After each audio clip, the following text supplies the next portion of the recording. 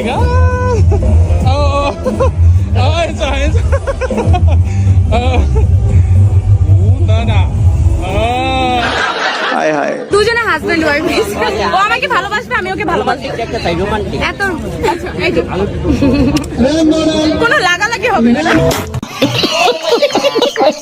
বালে ব্লাউজের গুষ্টি মারি, খালি বোতাম খোলা যা বাল পরবই না তার শয়তানের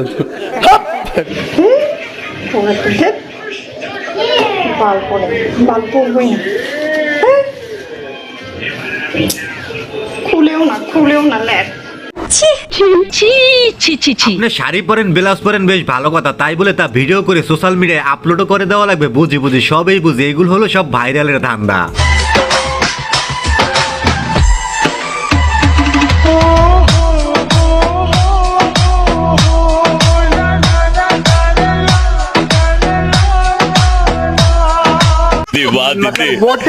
বান্ধবী আমার কি নাচটাই না দিল, বলে বান্ধবী এটা কোন দেশের নাচ আর কোন স্টাইলের নাচ একটু বলবা আমাদের? Actually I prefer businessman because চাকরিজীবীর যে স্যালারি ওটা দিয়ে সে আমার মেকআপের খরচই বহন করতে পারবে না, ড্রেস আপ আর আদার্স খরচ তো বাদই দিলাম।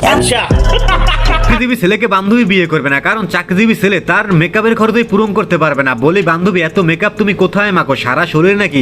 আর মাখার পর কোথায় যাও, অন্দরমহলে নাকি? এমন বিজনেসম্যান হইতে হবে যারা মান্থলি 5 লাখ টাকা ইনকাম করে, 10 লাখ টাকা ইনকাম করে, যারা আমার পিছনে 2-3 লাখ টাকা ভেঙে ফেললো বাট তাদের কিছু যায় আসলো না।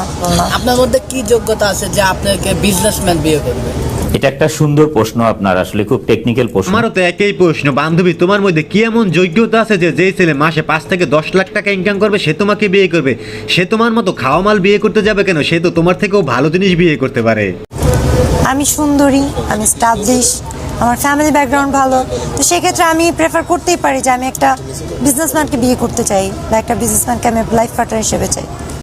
দেখা যাক বান্ধবীর মনের আশা পূরণ হয় কিনা, কোনো বিজনেসম্যান তাকে বিয়ে করে কিনা। তবে মনের ভুলও কোনো বিজনেসম্যান তাকে বিয়ে করলে সেই বিজনেসম্যান তো ভাই এই বান্ধবীর মেকআপ কিনতে কিনতেই ফকির হয়ে যাবে। আসলে দেখাই দিছি পুরা সব কান্ট্রিকে যে আমরা কি করতে পারি, আমরা বাঙালিরা কতটা শক্তিশালী, এবং এটা যে আমাদের জন্য কত কাজে দিবে সেটা আপনারা সময় হলে বুঝতে পারবেন। কথা কি ক্লিয়ার না ভেজাল আছে? ক্লিয়ার।